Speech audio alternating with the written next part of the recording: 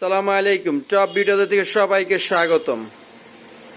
আজকে একটা দুইটা ভাইরাল সিরাম নিয়ে আসছি, সেটা হচ্ছে ওসুপি সিরাম এবং যেটাকে বলে বাদশা সিরাম আর রানী সিরাম, যেটা এই দুইটা সিরাম আমাদের কাছে এখন অ্যাভেলেবেল স্টকে আছে। যারা নিতে চান অবশ্যই আমাদের টপ ভিডিওতে চলে আসবেন।